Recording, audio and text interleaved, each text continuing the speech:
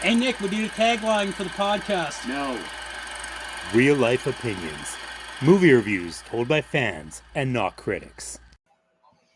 Happy summer, everybody. It's an actual summer day out here today. What the heck? Yeah, I mean, we had that, 10 seconds worth of ugly clouds, and then they went away. Mhm. And so I was out on the lake with the scouts today, and we're just like, oh, there's lightning. No, that was a boat. Like, oh, I heard thunder. No, it was a boat. it was not. So we're kind of in a weird position today. Yeah, it's a throwback is what it is. Well, we're already stepping away from our new system of doing it 1 week out. We're just like, oh, hey, we've got a new system. I mean, blame the Oilers.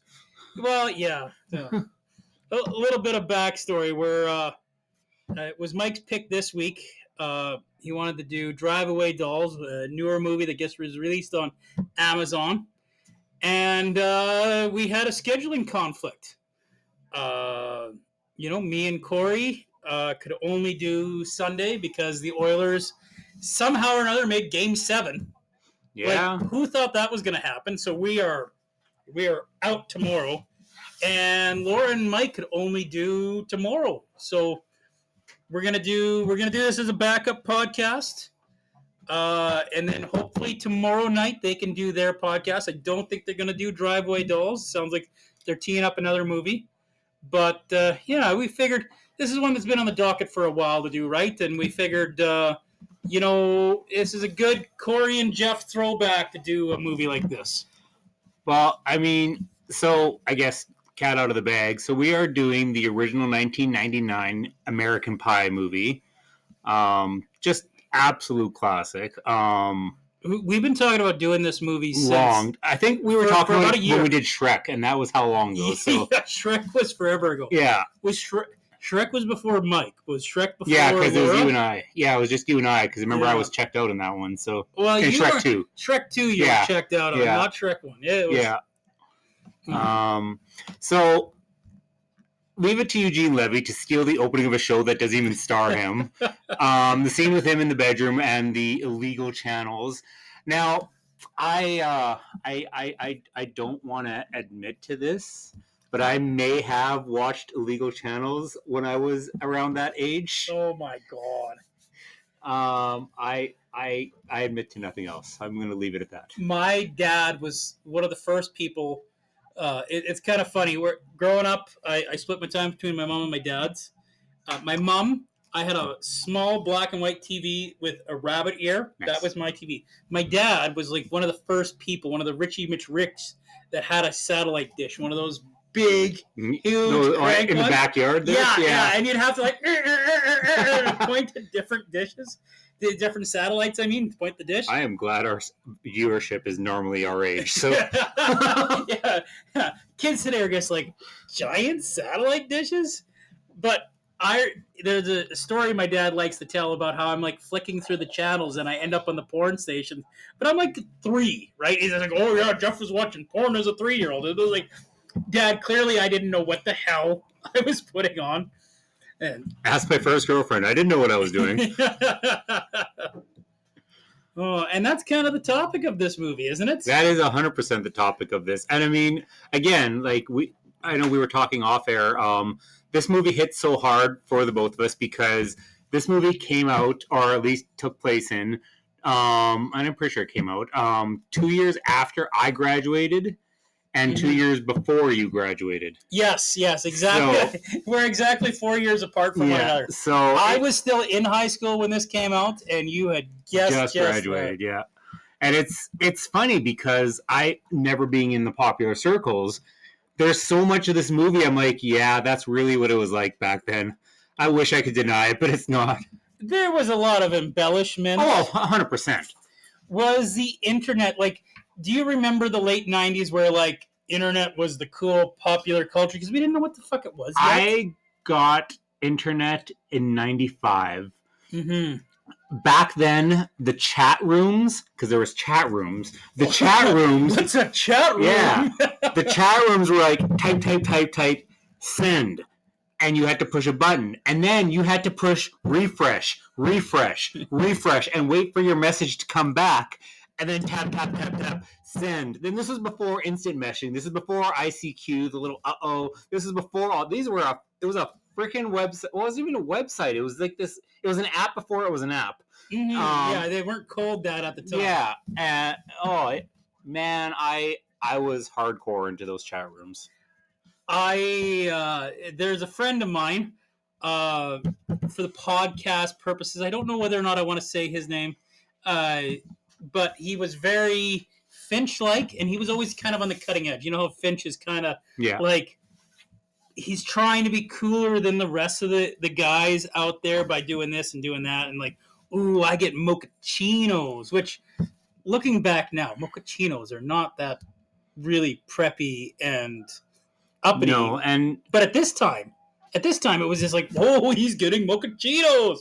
Look at him. Are mochachinos even a thing anymore? I know mochas are. I know cappuccinos are. Are mochachinos actually a thing anymore? You can totally still get mochachinos. Can you? Okay. Yeah, you can totally still get them. But I had a very Finch-like friend, especially in the second one. In the second one where he, like, evolves past... Tantric. And where was I going with this? I guess our group. Your groups. Where I was... I don't know. I've lost the point, Corey. Unrelated. Remember Rookie of the Year? Oh, barely. That was Rookie of the Year.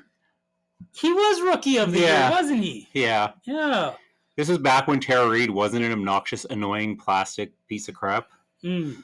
Although I liked her in Van Wilder too, but after that, she just sort of... She was in Van Wilder for eye candy. Yeah, true, but she was okay. Like, she wasn't obnoxious. Whereas, like I said, I mean, Crow 2, she was pretty awful. She was in Crow 2. Crow 2 or 3, whichever one, I think it was City of Angels. Whichever that were friends. But, yeah, definitely never seen it beginning to end. Well, and it's like, you talk about Shrek being the greatest love story ever told, and that still makes me laugh to this day. But... And I say it unironically. That's the thing. But... The Crow, in my opinion, is the greatest love story ever told. To me. So, man, it's really bugging me, this Finch point that I was going to make. Why was I talking about Finch? We were talking about our friends and were we talking about our friends? No, it was before that. It was something before that. Yeah. We were talking about Settler. Oh, it was because you were talking about chat rooms. My Finch-like friend was the only guy I knew that was into the chat rooms at the time. Because the rest of us, we were all like farm kids. Internet didn't exist out in the farms till at least the 2000s. Okay, that's fair. but Kyle, Kyle Murphy, if you're listening, buddy. Not only his name, you dropped the last name too. I'll drop the last name. Well, I just can't have a random Kyle because he is the least Kyle of the Kyles I've ever met. Not what you'd picture a Kyle. He doesn't drink his Monster and punch drywall. No, that's not Kyle at all. Kyle's coolest dude in the world. I miss you, buddy, if you're listening to the podcast. But I digress. He was one of those guys that was like, oh yeah, chat rooms and had the LimeWire and he had the computer that had all the music. I got kicked off LimeWire by Lars. Yeah? Oh, totally. I was totally pirating Metallica songs and they kicked me off. So, that helped keep their music alive. Like, it bugs me what sellouts Metallica are. And, I remember when the Black Album came out, Metallica fans were so mad at them. They're like, oh, you're selling out. But then they got a whole new generation of fans thanks to that album. Well, yeah. So. And I never thought much of it because, like, oh, no, they're effing Metallica. They're not sellouts. And then I heard, like... Load and Reload? Well... Garage Inc.? No. The stuff with Napster. Oh, the actual story. Yeah. The actual story with Napster. And then I'm just like, wait a second. You guys effing are sellouts, right? Well, and again, Lars. Lars, 100%. We're coming up to one of the most famous movie quotes of all times. And a lot of people forget this movie brought that everybody to this day talks about what a MILF is. Yes. And that originated from freaking Harold from Harold and Kumar and his buddy. and MILF. Mom, I'd like to. Yeah. Anyway. Yeah. Did you know a Stifler growing up? Was there a Stifler in your group? There wasn't, actually. We were pretty laid back in terms, and that's why that's the one thing we didn't totally relate to this group. Our group never sought out sex. Like, we, whatever, right? I mean, we point out hot girls, blah, blah, blah, but I mean, it doesn't help that in the end, I graduate, and 2 out of my 3 best friends from high school come out of the closet. I'm like, so I'm the minority now? Or were they on the lacrosse team? I didn't have a lacrosse team. I went to high school in Lloydminster. That's Canada's pastime. That's Canada's national sport. I know. I still and you didn't have a lacrosse team. No. I kind of thought everyone had like a Stifler friend be like, we're all kind of friends with this guy, but nobody really knows why, right? Like maybe that was me. Maybe that's why I don't know. Maybe. They say 1 in every 4 people are a serial killer. So I pushed off my one friend off a cliff in case it was him. Yeah, you'd never be too safe, can you? So, it's funny you bring up the sex thing because that was what I found so unrelatable about this show too. Yeah, was like the constant drive for sex.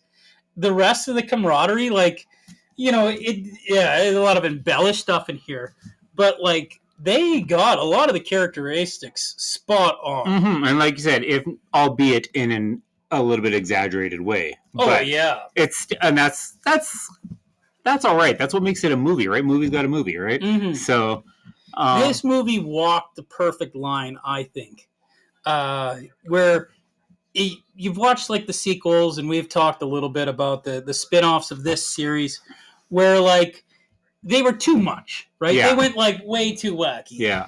And there's some wackiness that goes on here, but they ground it just enough. Yeah. Like it's, okay, that's outrageous. That's never going to happen. But it's not like so outrageous that I can't believe it, right? And that's a mark of an excellent movie, to be honest. Mm-hmm. Like, I can neither confirm or deny that I was like Jason Biggs on the side. I had no flings with baked goods, at least, but I definitely relate to Jason Biggs the most. I wasn't that deprived, but at the same time, I did some questionable things. Mm-hmm. So I was trying to think of who I was in this movie, and just let it happen. We'll pick at that at the commercial break. All right. Don't worry about it, listeners. There's some stuff going on in the background. We'll deal with it. Monsters. Anyway. Yeah. But I don't think there was anybody in my friend group that were, I couldn't pick was this guy or that guy, right? I did have a Finch, but that was about it. The character whose name I can never remember is probably the most relatable. Like, which one? Which one of these 4 do you forget? Except like, oh yeah, I don't forget any of them. No. Well, I can't remember, but him. Kevin? Yeah. Yeah. He's like the catalyst for this movie, sort of. He kind of, because he starts the pact, right? Yeah, he starts the pact. Because he's got a girlfriend who will do everything but. Mm-hmm. And he's basically blue balling the whole time, so. Mm-hmm. You know what? I couldn't be a Jim, because Jim was the closest to getting laid out of all these guys.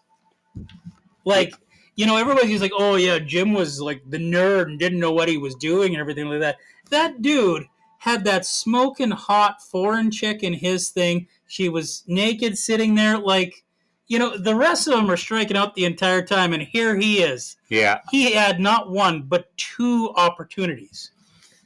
If I could take apart from the movie for a second, it is a little unfortunate how much this exploits girls as being nothing but a piece of ass. Well, so that is a little unfortunate, don't get me wrong. It is problematic in 2024 lens, right?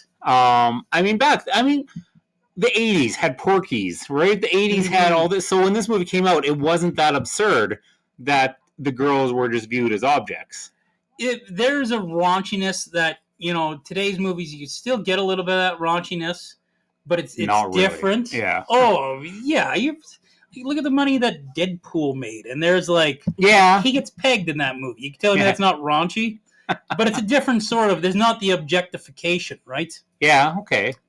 And like this movie tries to like pull away from the objectification, yet still objectifies women. Like it's kind of funny how it like I'd it's say not cool to objectify, but also let's objectify this girl. Nadia was the only one objectified. Everyone else had a lot of self-respect for each other. But she was what everyone remembers about this movie. Right. I mean, her incredibly fake chest definitely was the highlight of the movie. So, but yeah, like you've got, like when you first meet Jessica, like Tara Reid's friend there, Natasha Lyonne, met that girl by the way. Anyway, she's kind of the down to earth, like, hey, there's sex is sex. There's nothing wrong with it. You know, she's kind of street smart and all this stuff. And then you have Heather, the choir chick, who's just so totally self-respect, just absolute great personality. You've got Vicky, who just wants a boyfriend to love, and Kevin, who just wants a girl to get laid with, but he still definitely loves her. So. Yeah, Kevin's more than just wanting to get laid. From the guy who made the pact. Well, fair enough. But and then Oz. I mean, Oz is like the cool one of the group, really, and yet he's like almost strikes out more than anyone else. So. You know what? It's almost like there's 4 movies in one here. Like there's the awkward teen struggling through puberty and sexual stuff, which is Jim. Yeah. Right?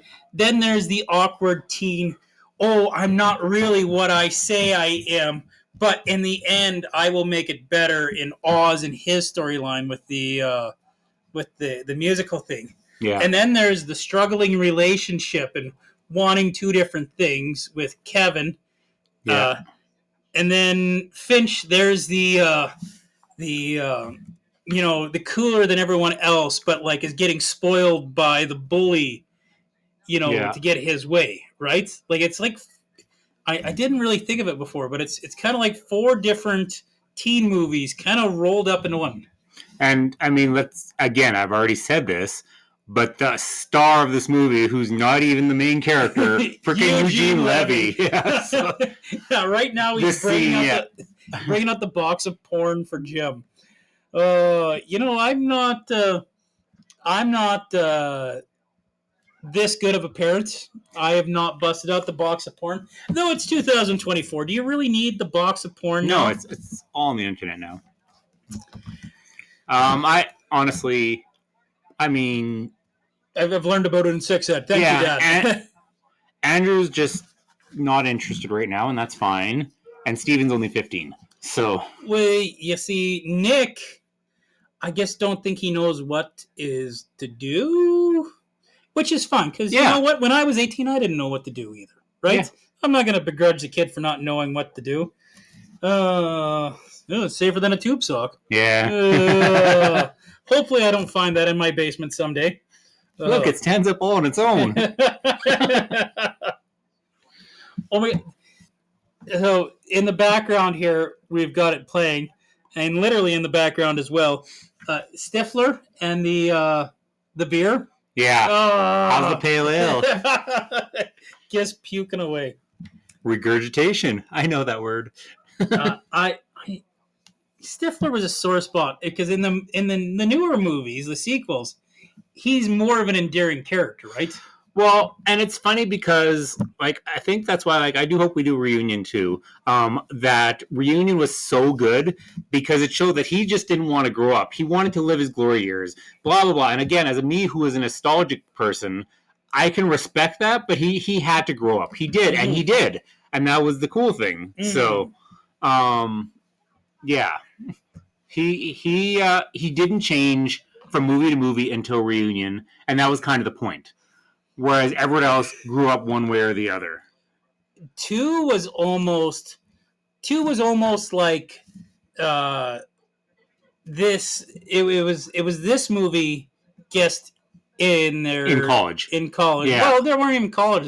They were at their summer holidays off after college, right? Yeah, but they were college aged at this point. So yeah, like there was so much stuff in 2 that just kind of rhymed with this one. A lot of the plot points kind of well, that's generally what happens when you have a flash in the pan movie and they make an immediate sequel. Mm-hmm. They just rehash it. I mean, but Ghostbusters. Look at that happens with so many of them. The second Ghostbusters was basically like we're going to take the story from the first one and change a couple things, and away you go, right? So, the porn Bible. You know what? Casey Affleck's Oscar Award winner, Casey Affleck, as the brother who's in it for like 30 seconds. No, he's an Academy Award winner. I'm pretty sure. Huh. I'm not going to fact check you on that. I'm just going to trust you on that. Don't care enough if I'm right or not. So. Even Oz is a really bang-ass singer for a guy. Bang-ass, is that the term that the kids use nowadays? Banging? Banging? He's a really good singer for a guy who's just in there get to nail the one preppy chick, right? Dancing with the Stars. Sorry, I was thinking of Reunion again. Let's think about this for half a second. She is way too fucking preppy to be like putting out for him. Like, just take a look at her. She looks like a bit of a prude, right? Yeah. So like, goody choir priss. Yeah. So like, why are you putting this much effort on her specifically? Like, it was almost like he had a dartboard and was throwing darts at faces until he because Mena Savari had just done American Beauty, and so she was the it girl around this time. It was either just before Jeff, because they both came out in '99. I'm pretty sure. So yeah, it was similar. Yeah. Very different roles. Yeah. She's still, again, girl next door pretty. She's got a bit of a 5 head, but, you know. American Beauty needs to go on our list. I haven't seen that movie. Such a crazy movie. Yeah, I haven't seen that movie in forever. I mean, same with this movie. It's probably been a good 20 years since I'd watched this before today. But it was one of those movies me and my buddies would just put on VHS when we were back in the blue apartments. For those that know Camrose, the blue apartments, the baby blues. Yeah. Oh my. I'd go visit my buddies, and this was like one of 3 or 4 VHS. Ironically, The Crow was one of those VHS, but I never made it through The Crow. And Swordfish was like, so it was like those 3 VHS. I must have watched Swordfish like a million times. I've always wanted to crack a code under that pressure. Once again, it's a movie I'd have to like rewatch because I guess I don't remember it anymore. I remember like, oh, this is cool. It's got Hugh Jackman. This is and it's got Halle Berry's boobs in it. Yeah, it had Halle Berry's boobs, and that's about. I remember it was like the X-Men meet the Matrix. That was all I remember about it. But it must have been such a popcorn flick that like nothing sticks with me. I don't remember it. I don't even remember the plot of it. I just remember bits and pieces of it. Oh, we've got the pie. Oh. So, this is what Third Base feels like? He's right. Like warm apple pie. But the problem is, he's like, okay, this is what Third Base feels like. Why don't I try for a home run here? That's where he falls into a problem.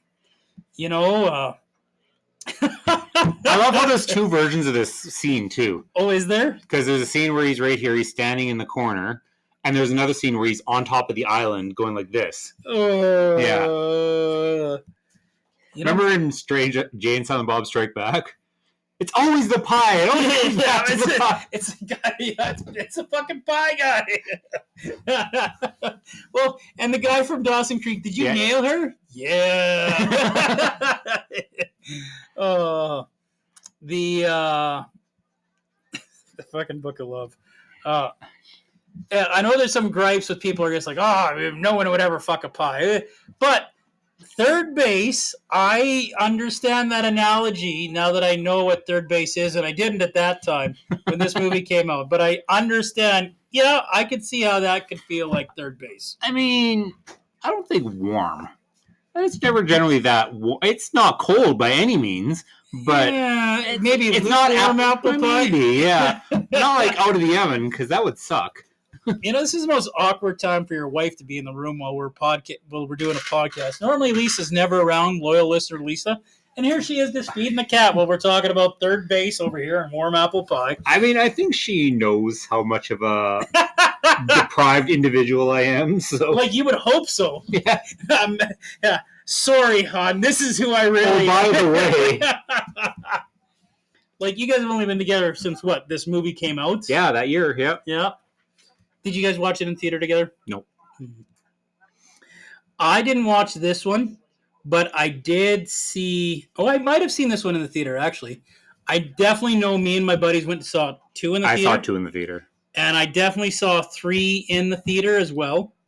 And I'm I trying to saw remember 3 if I saw Reunion in the theater. I'm pretty sure I saw Reunion in the theater. But 2 I remember because the whole scene when they're hiding in the lesbian house and they find the dildo. Yeah. The theater was laughing so hard I couldn't hear the movie. Oh my god.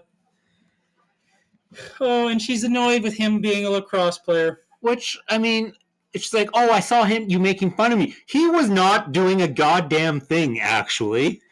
Yeah, like, you can't be mad at somebody. Like, For their friends. Yeah, you should almost be more proud that they don't, like, get into it with them. Yeah, he doesn't. Like, look at him. He's completely not interested in And playing that Stifler is game. doing the old smacking ass and everything like that. Like, And she's like, you made fun of me. I'm like, yeah. really? Oh. But, Corey, I think we're going to have to take a small commercial break here. Sounds fantastic. So there's chick flicks. Is this a guy flick? Yes. Yeah, this would be... It's not a bromance, though. Like, bromance is No. a different category. Yeah, it's definitely not a bromance. But it's definitely a dude flick. See, the only thing with it being a dude flick is, like, when I think of dude flick, I think of, like, I don't know why it always comes to mind, but, like, Commando or something like that with lots of explosions. But this is, like, a different category. Yeah, it's a dude comedy flick. Dude. Coming of age. Dude. Bro flick? Well. What's the equivalent of chick and guy talk? Like, Dude. a dude. Dude. But it's not a dude flick. But it's, like, yeah. It's got to be... Yeah, we'll come up with a term. All right, that's the third mission. A brick flick. No, that doesn't Yeah. work. A bro flow? A dude mood? It doesn't work. A bromedy? A bromedy. We're calling this a bromedy. It's definitely a bromedy. So, Eugene Levy stealing the show again. We need to talk about masturbation. Okay. This is a crime. I'm just saying. Well, I think at the time when this movie was made, the internet laws weren't, like, defined as they are right now. I'm pretty sure voyeurism was a thing back in the 70s already. Well, like... Voyeurism. Sorry. Voyeurism. Yeah, you know, probably filming her naked was probably... I mean, in all fairness, we didn't know that she would go onto his bed and start playing with herself. That, first of all, who does that? At someone else's house. Right? Like, guy or girl, it doesn't matter. You know what? I think she's the one doing illegal stuff here because this is clearly defiling his stuff. Yeah. She might get a mess on his bed. Like, he's going downstairs for a little bit. That's what he tells her, right? Yeah. Meanwhile, he's going to a friend's house to watch it. So, like, what kind of this is a terrible move. Like, you've got this hot European chick in your bedroom, and you're going to leave her up there, and then you're going to go to your friend's place? Like, that doesn't make... Because he wants to see the video. Well, like, what does he... Did he, like, anticipate she was going to get naked and masturbate? No, but he knew she was changing, because that's what she said she was doing. Well, yes, but, like...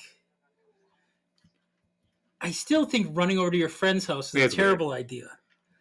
Like, I get it that there's only one computer in the household at the time. Yeah, this is a wonderful, wonderful day. Boobs. She takes her vitamins. Yeah, though. I mean, I love boobs. I think anybody who's listened to our podcast knows this. Her boobs are a little too fake for my liking. Like, they're not terribly bad, but they're too... She's pretty young here. These might not be fake. They're fake. You think so? They're fake. 100% fake. You see, I'm going to be honest. I haven't seen enough boobs in my time to judge a fake one to a real one. Like, sometimes when you see a fake one, like, oh yeah, clearly those are fake. But, like, I don't know. I've seen young and perky boobs like that too. So Meanwhile, I'm going to start getting changed. I'm down to just my underwear.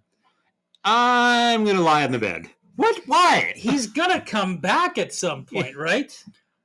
Like, how long do you think he's gonna give you to change? Like, please give me an hour. And thank God his dad gave him those porn magazines, though. Right? He's pulling out the porn. He's getting desperate now. Yeah. And these guys, how long does he expect to be letting her change for? Like, he runs across the street and like, here's a beer.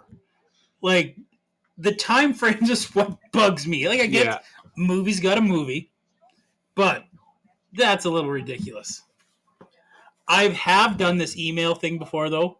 Obviously, not with a hot Eastern European chick in my bedroom, but that's your loss, I guess. Yeah, but email links, that happens sometimes where you just like you think you're not sending it to a group, and this was before that was really a major thing. Such a 90s soundtrack. Sorry, off topic, but Blink-182 playing right now. So the American Pie, like 1 and 2, most 90s soundtracks in the world. And that pop 90s soundtrack in the world / punk. Punk. Not punk, but pop punk. Yeah.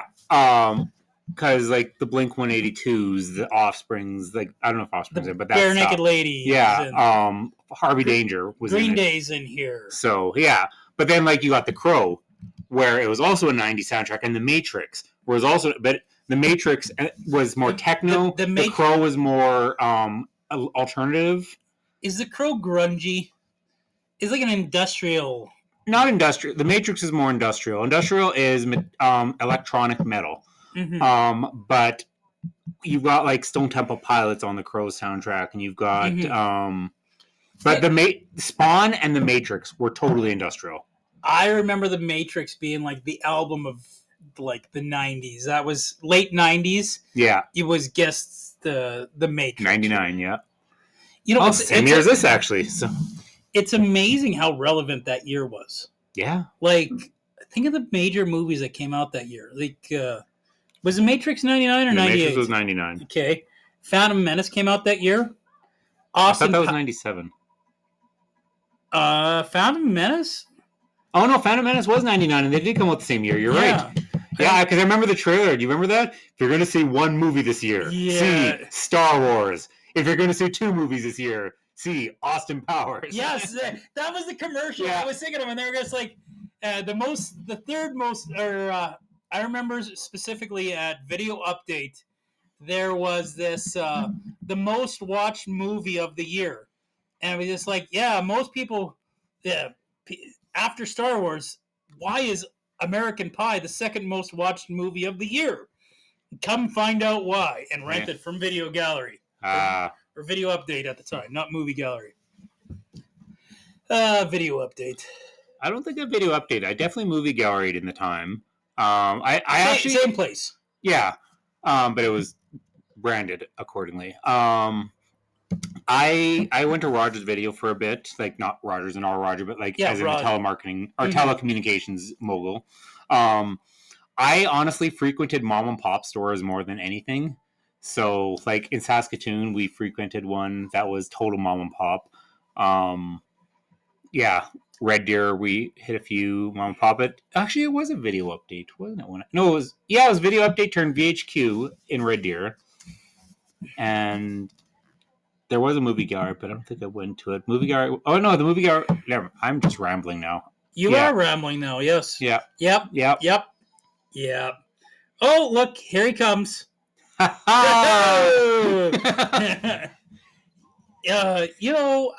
feel for him. He's excited. It's his first time. Things happen, right? He blew it. I remember the mom and pop store distinctly right beside Boston Pizza here in Camrose. Okay. And when they went out of business, I remember the Movie Gallery or Video Update, came to town. I was just like, oh my God, this is so much bigger and so much better. And like, it was kind of a clusterfuck in the old video spot. And then they closed down, and I didn't realize what it was until they closed down. I was like, oh, well, I feel bad for you guys. Because I moved over to the big giant one, right? So when I was living in Red Deer, this is kind of going on off my tangent, but at least more organized this time. I had gone to a movie gallery that was in Highland Green, and one day I was looking at the used movies. They were buy two, get two. And I was like, dude, this is amazing. So I'm in there. And I'm in there for an hour just finding two right now, let alone the two free ones. Because that's the thing. I never spent less than an hour in a video store. And so I'm looking. And then I started talking with the girl working. And we started talking movies. And I was like out movieing her. And she's like, man, you need to work at a video store. And I was like, yeah, I do. And then I was working with the company I was working with that moved me to Camrose.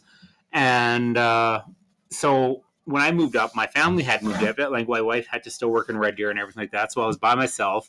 And so I needed something to fill my time. So Is that when you went to Blockbuster? Yeah, the girl that worked with me, she was the manager of the VHQ for a bit there. And she told me, yeah, you should check with Roger at Movie Gallery or Blockbuster. And so wasn't it amazing we had 3 video stores at one time for a while? And they were big ones too. And so I remember sending it to Blockbuster, and they called me for an interview. I was like, oh my God. And I found out afterwards I almost didn't get the job because they're like, he's overqualified. And the other guy's like, but he applied here. So and that's the thing. I just wanted it for spare time and just the environment. And so I got the job, and within 6 months I was assistant manager. So it's kind of funny with Blockbuster. I refused to go to Blockbuster for a while because Blockbuster's the big franchise that came in. No, I'm going to support Movie Gallery, right? And then Blockbuster's where you and me ended up becoming friends, right? Yeah. I remember sitting there talking about movies with you. The 2 movies I distinctly remember that I watched purely on your behest was Dr. Horrible Sing-Along Blog. Nice. And Repo. Yeah, I recommend a Repo to everybody who walks, even if they're like a mother and their child. Hey, have you heard of Repo? Your 5-year-old daughter is going to love this. Yeah. The Genetic Opera, not to be confused with Repo Man with Jude Law, which was less than good.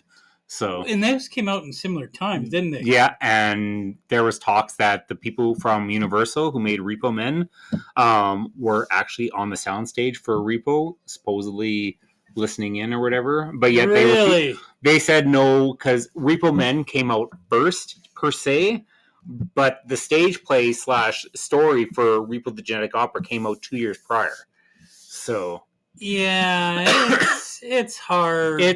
I never played long. I read into it for a few weeks, played the conspiracy theorist, and then moved on. So there's a lot of ideas coming at the same time for whatever reason.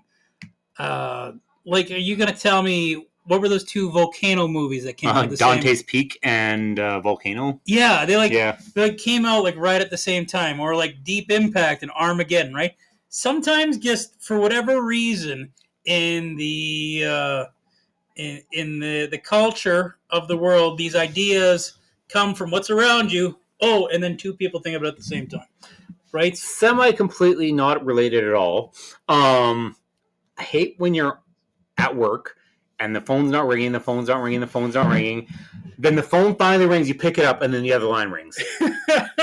I'm like, seriously? Always fucking happens. Yes. Anyway, that's my pet peeve of working in a place that involves answering phones. So how bad do we feel for Jim after this? We kind of just skipped over the most famous scene in this movie for a little while.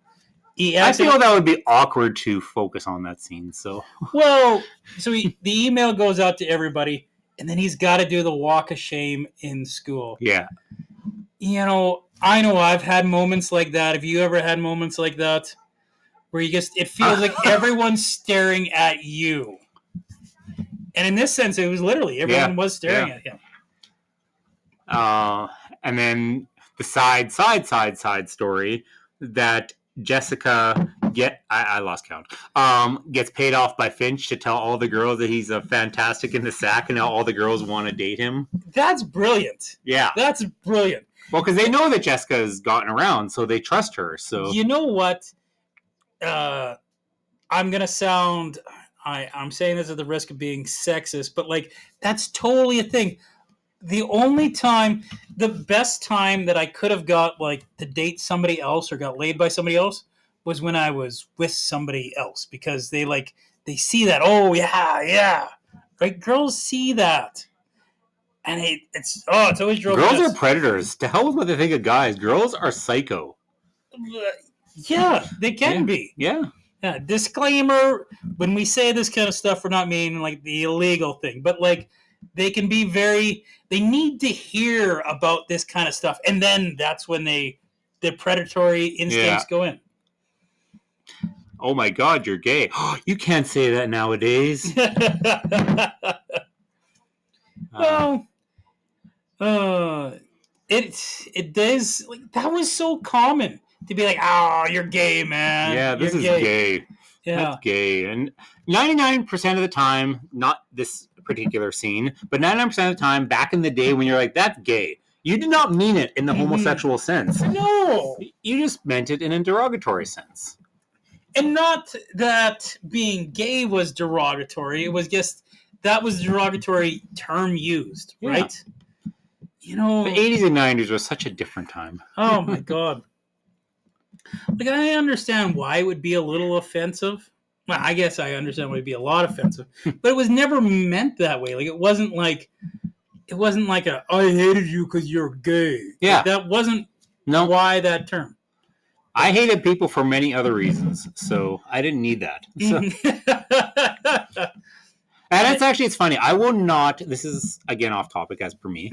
I will not insult somebody for weight. Somebody could be the biggest cow in the universe. Like, not physically, but like... In the universe? Like, they could be the most rudest, inconsiderate, deplorable female on the planet. But if they're slightly big, I will not comment on their weight. I will call them every other name in the book, but I will never comment on weight. That's my line. You know, how come people don't feel that way about height? Well, I like make fun of your height. Why is that okay, though? Because maybe my feelings get hurt by it. I enjoy making fun of your shortcomings. But seriously, like, you know, we can't make fun of these things. But why are some things okay and others not? I feel like we've talked taboo about is a very interesting thing. So yeah, like, so you wouldn't make fun of someone's weight. No. But you've got no problem making fun of someone's height. Now, 100%. And I know people will laugh at that, be like, "Oh, why would you make?" But I'm being somewhat serious here. Why are these lines drawn? Why can we make fun of people with red hair? Why is that? Soul? But why is that okay? But like, oh, you're a little on the heavier side. Well, we can't say that, right? Like, why are some things we're allowed to get upset about and others we can't? I don't understand that. Somebody drew that line somewhere, and it stuck. And I don't understand. Although I know lots of people who will call somebody a fat cow. I do, and I obviously do not condone it. But so there are people that's not their boundary. So poor Finch in this scene. This is another one of those where like everyone's looking at you. We pulled pranks similar to this in school, but never where we got like, okay, everyone from the high school come gather around so we can point and laugh. But I do feel like have you ever axe-lessed a guy? No. I came close after Dumb and Dumber came out because I really wanted to do that, but I never did. I feel like we've all at some point done something gross to somebody. I've put probably grossest thing I ever did was put an ashtray into someone's bag of chips. Nice. So it's probably the grossest thing I ever did. We were just finishing a night of drinking. We went to Humpty's, and guy had his Coke there, and he went to the bathroom. So we took some salt, took some pepper, stirred it up. Okay, we're cool. He hasn't come back yet. Took some ketchup, a little bit of gravy, stirred it up. I can't remember if we had anything else, but either way, then he came back and drank it. We thought it was the funniest fucking thing in the world. So we got into a ketchup fight at this, well, sort of a ketchup fight. He didn't know he was in a ketchup fight. this lovely bar that used to be on White Ave called Filthy McNasty's. I know Filthy McNasty. I feel like you'd be right at home at Filthy McNasty's. You know, they thought at Filthy McNasty, oh, you know what? Booty shorts is not enough. We're going to give them these little Highland skirts that leave nothing to the imagination, right? But I remember Graham and Butters. Graham, if you're listening, we got to do that fishing trip. And Butters, I know you're not listening, but you know, miss you, kiddo. You're one of a kind. They got into Graham started squirting him with mustard. He was like, "What the fuck?" Like underneath the table, gets completely covered. Oh, this coach's speech did a really good job getting to Oz, eh? Yeah, made him really want to finish the game. Oh wait,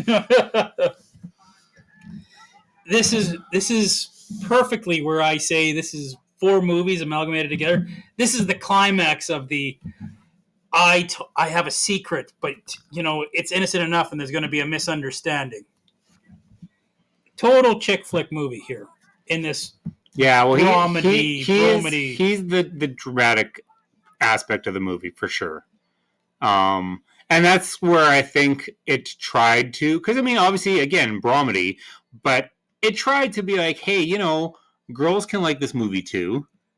Oh, this is totally the sweet love story portion of this movie. Yeah. Like, this looks like the final scenes of a chick flick, right? Yeah. Oh, I've made it. I'm all super sweaty, and I'm in my lacrosse gear. You're missing the game for us. No, I'm missing the game for you. And you know what? After the bullshit she pulled, I wouldn't fucking do that. You and your buddies were talking and making fun of me. Fuck you. You think he's coming back? Oh. Imagine how much he stinks right now. Oh, yeah. He changed out of that lacrosse stuff into this hot suit. And I guarantee that stage is not cool. And you can see they didn't powder his face just to give that look that he's still sweaty type thing. So, yeah, he's glistening. Yeah. And you think I don't have any friends that would come to my singing recital competition. They're a tight knit group. Yeah, you fucking rule.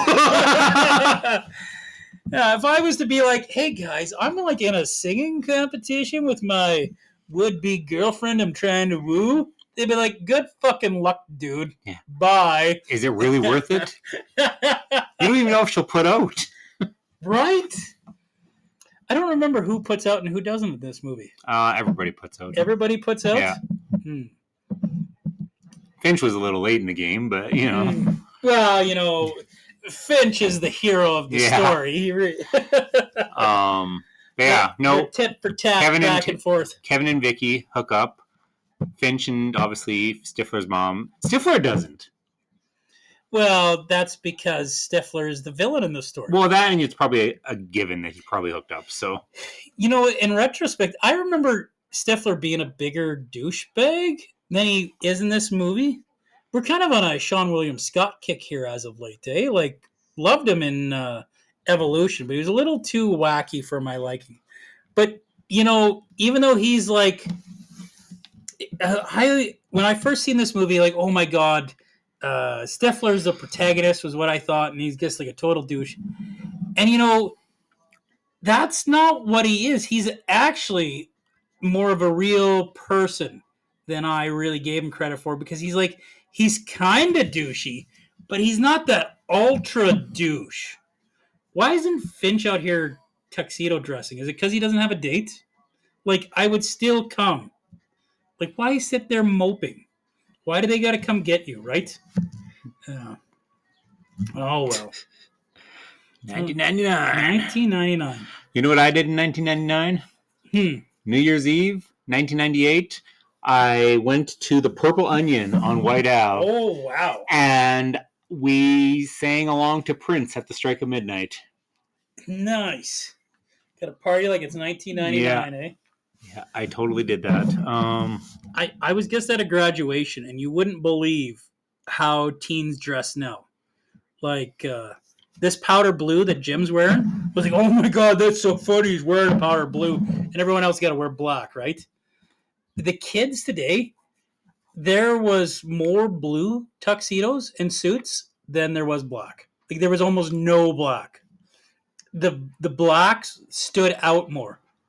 There was a couple white ones, but it was mostly like blue or like a dark red. I found Mine was black with purple paisley. Because you graduated in the 90s. Of course Yeah. it was black. But Mine was black too. Purple paisley vest with a purple paisley handkerchief and a purple paisley tie. It was amazing. Paisley, eh? That's a bold choice for 97. Yeah, it was pretty amazing. So I had boring black on white because I was not gonna rock that boat. I was not adventurous, right?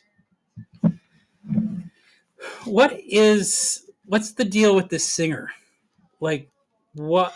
I don't get why they're doing like this. Is this Under the Sea, Arabian Nights? Like, I think it's like Arabian Nights, but he's playing 80s songs, yeah. Mm-hmm. I didn't have a live band. Shore. Did you have a? No, that was not Pauly Shore. I said it reminds me of Pauly Shore. Yeah.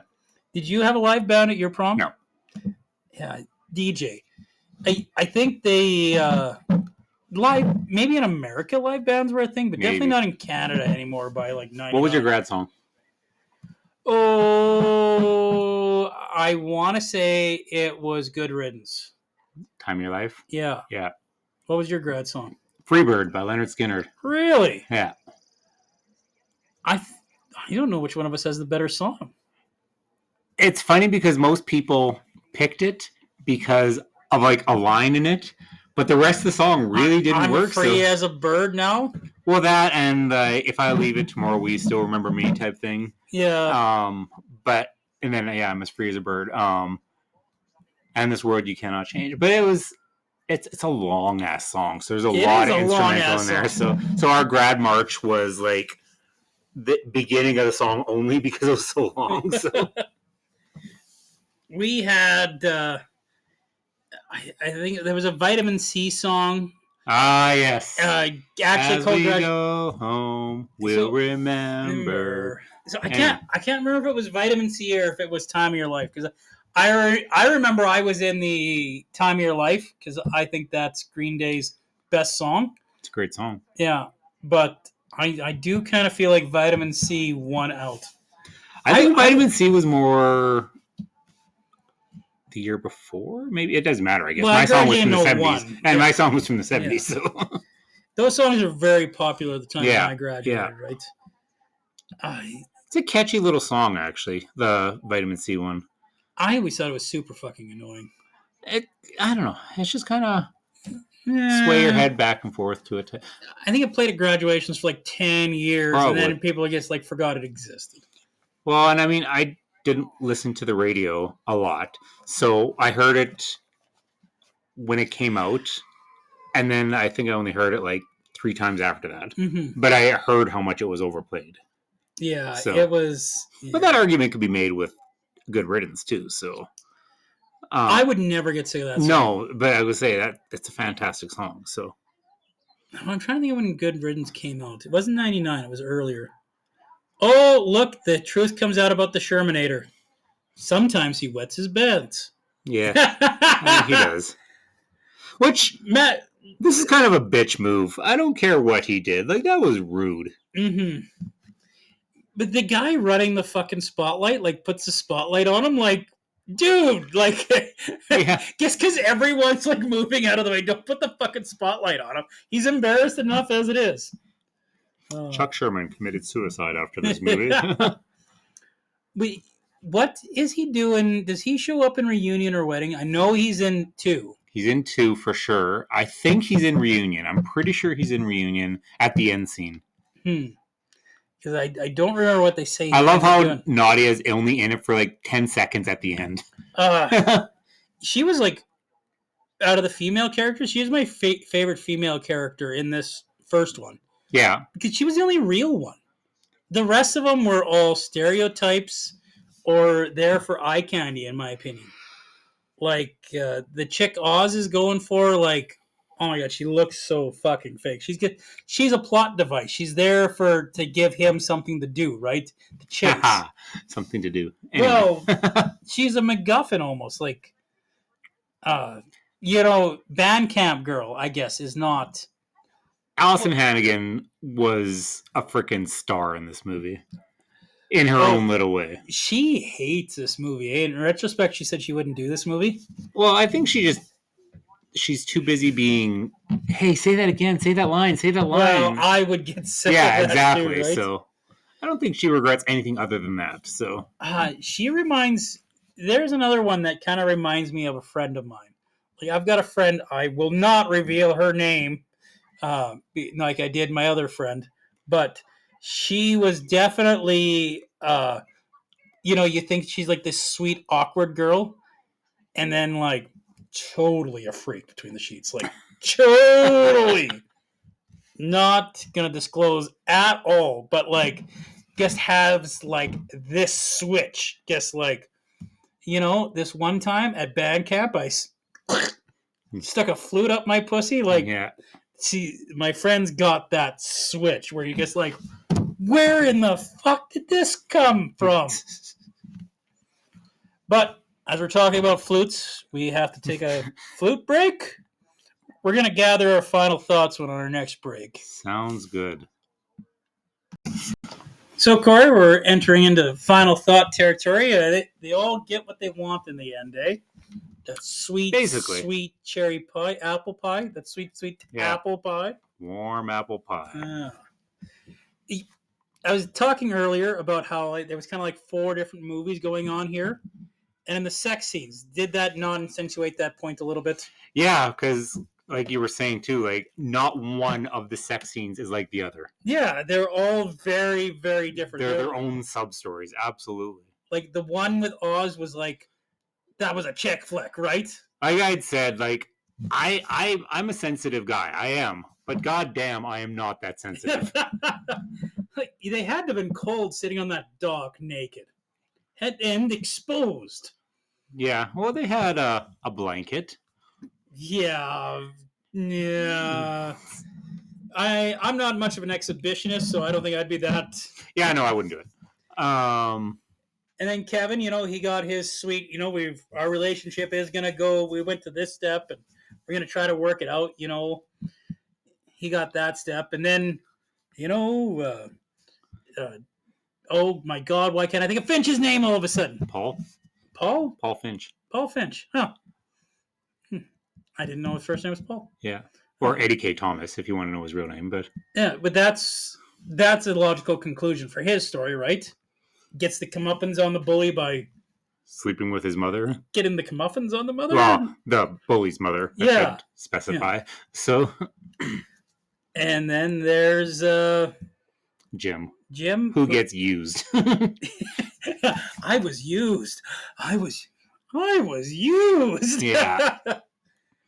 How did I forget everybody's name at this point in the movie except for Kevin's?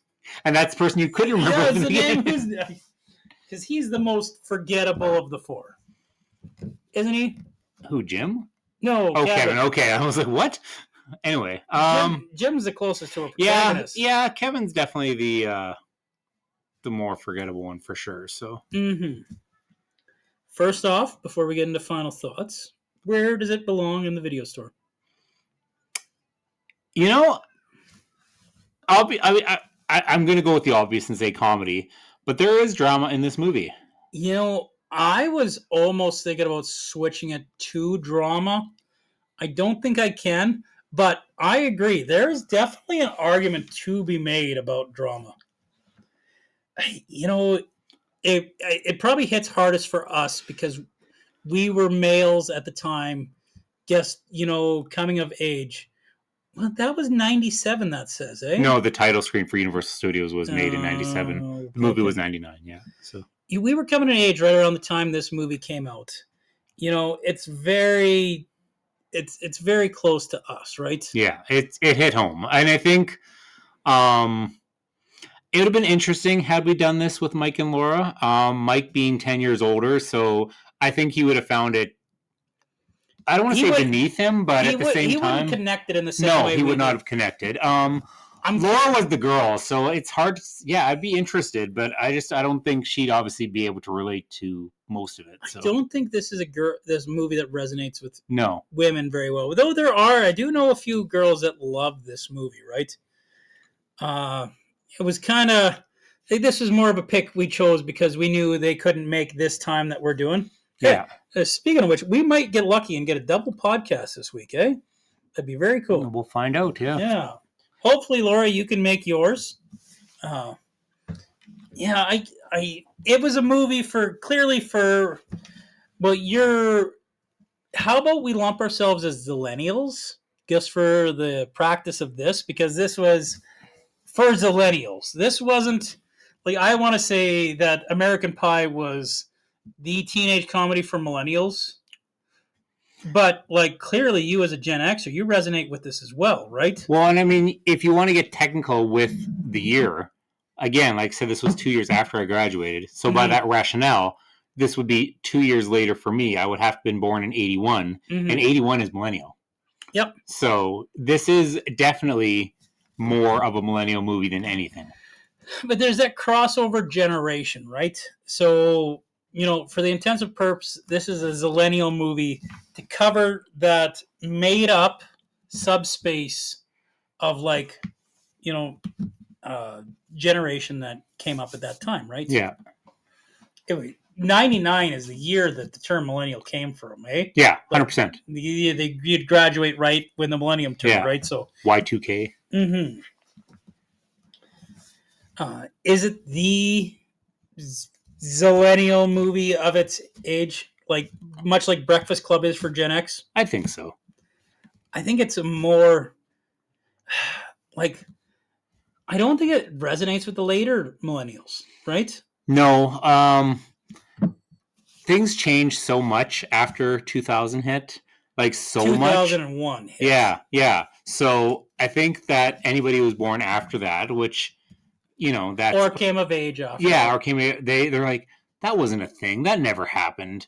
And even, like, I was watching CinemaSins on this, and he's like, oh, yeah, no, this isn't what it was like. But I'm like, you obviously are younger than me. Yeah. So... There was a lot of stuff where I was like, it didn't happen like that for me. But that was mainly, we talked about it, the sex stuff, right? Yeah. There was definitely a little bit of crossover with the behavioral stuff. And I didn't grow up in a urban, I guess city. Camrose is a city, so I guess I did. I totally did. So. Yeah. And I mean, like I said, individually...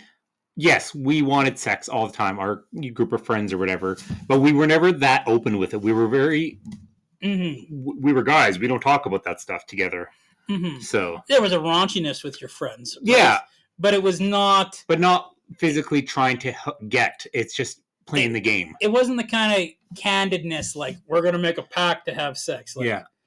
Oh, no. Like, yeah, I'd fuck that chick. Yeah. That's Yeah, 100%. So, look at the knockers on that one. That'd be the kind of talk at that age, right? We've since grown out of that because we're sophisticated middle-aged men. Yeah, middle-aged married men. Oh, look at how sophisticated us middle-aged So we definitely don't talk about sex anymore. No, never. Yeah, married with children. No sex at all in this household. Dun, dun, dun, dun, dun, dun, dun. Anyway, so, final thoughts? My final thoughts on this movie... it's one of those rare movies that we've covered where it actually does, the nostalgia hits me just because of the age I was at. Normally I feel like I'm too young for a lot of the movies where there's big nostalgia, or like I was at a different phase in my life.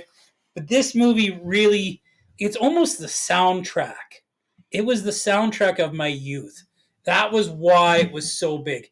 And American Pie 2 did the same thing for me. Like, it was 100% the songs of my generation that were played there. And it stands up. Like, some of those raunchy comedies, they don't stand up, right? And there was a sweetness that was made about this. And there's still, like, the raunchiness, right? There was still the over-the-top shit, which... can take you out of it a little bit. But for me, it never was so outlandish that it destroyed it for me, right? And I wasn't a big raunchy comedy guy. Like we talked about how there was a phase where like rent movies like Porky's and stuff like that. But, Yeah, I can't even tell you the last time I saw that movie. So that was, I can't give it a Last Crusade because there's some stuff that didn't age because of the time and place we're in now. But it's a solid Raiders of the Lost Ark for me. It's a solid Raiders of the Lost Ark. And those that understand there's kind of a curve with my ranking system. Raiders is a pretty good rank. Okay, there's so much to love about it. Like there's the humor is still funny. I still find myself laughing. Eugene Levy is a treasure on this. Like absolute gold. Protect him with all costs. Okay, can we give him the same kind of protection we give the Prime Minister? Actually, give him more protection. Give him a little bit more than we give the Prime Minister. Flex right? You want it to be. And it was perfectly cast. I do believe, except for Chris Klein, he looked a little old. But other than that, I think most of the people were the right age. Shannon Elizabeth, I think, was a little old too. But, the actor who played Finch, Jason Biggs, and Kevin, I do believe they were all very close to the age they should have been, which really helps when it's a believable casting. That's what Superbad did really good, right? Yeah. It was all young actors playing young people, right? Thomas something. I can't remember the kid's name who played Kevin. Oh, well, he's the most forgettable character in this movie. I'm not going to lie. I'm sitting and listening to you, and you literally took every last single syllable out of my mouth. You were going to say it was a Raiders of the Lost Ark? Except for that. But, no, like, everything you said about this movie, this is me saying the exact same thing. It holds up. It's a fallback. It's nostalgic. It's a killer soundtrack. Yeah, absolutely fantastic. Again, over the top at times. A little, what's the word? It pushed a lot of boundaries now. So I think with that in mind, that's the only reason I would say 4.5 out of 5 instead of a 5. It's kind of funny how, like, it's kind of pushing boundaries for today, but it's also kind of like today's boundaries are also so high that though it doesn't even come close to today's boundaries. Isn't that funny? Like Society's weird. Society is weird. Like filming a girl on the Joy-Cam or whatever webcam. Yeah. That's like that kind of nudity is whatever now. But like the gay jokes. That's where like. We're so funny where we're at right now. Yeah, again, society's weird. Society is weird. And it's a real shame that, that movie kind of got bogged down by that stuff a little bit, but it wasn't as bad as I remember it being. Like, I remember it being a lot more egregious on the objectification and, wow, just bong right in the middle of that, right? And the raunchiness. It wasn't as bad as I remember. Was it as bad as you thought? I'd say as bad. Not worse, not better, but as bad. Well, I guess we're done for the evening. You guys, like I said earlier, might get a treat. We might get a second podcast this week. We'll see what happens. I know Mike and Laura are pretty tired from their big camping trips this weekend. And Mike's got a ton of stuff on his plate, right? So yeah. And Laura's got a lot going on too with her buildings and everything like that. Laura's always got a lot going on. Yeah, she's a workhorse, that one. So. Oh yeah, you, Laura, do not get enough credit for the hard work you put in. I think I've talked about it before. How I could not put up with the shit you put up with for the money you make. That woman is criminally underpaid. What about you? How's your world, Corey? Good. Excited for the hockey game tomorrow. I'm going to go to the outdoor watch party for it, so might be on TV. You never know. What time you going? Because I really, really I'm wish I probably could come. leaving at like 2:00 already. Yeah. So I got to convince my boss that tomorrow's a national holiday. Well, if I can get out of work and my on call tomorrow, I might have you pick me up. I was going to say I'll drive because I'm day tripping it. I'm not staying the night, so because I work the next morning. So yeah, go Oilers, go! Right? Let's go Oilers! All right. Thanks for listening, guys. Where do we find us? Find us on social media, obviously. On the talks of ticks. Yeah, little TikTok, little Instagram, little. I'm really slacking on the Instagram. I've got to pick up on my game on that. I might just do like a mass posting for some of the things we missed. But I've been keeping up to Facebook though, so and that's where most of our followers are right now. So is on the Facebook. So I've been a lot of our written reviews have been hitting there. I know you've contributed, Mike contributed. I really appreciate that, you guys. I mean, that's the roots. Is what that is. So. You know what? For me, it's got to be a movie that speaks to me. But I was ecstatic when I feel like I kind of kicked that back again because I wrote one, then you wrote one, then Mike wrote one. I was just like, yes, this is awesome. This is awesome. And your writing skills are much different than mine and Mike's because you'd been doing this for a while. You're the only one of us that ever reviewed professionally. So, but it's rewarding experience. It's writing fun. Them. But yeah, we got to get to the grams of instant, and we got to go to the Book of Faces, right? Yeah. Same bad time, same bad channel. See you next week. Is that it?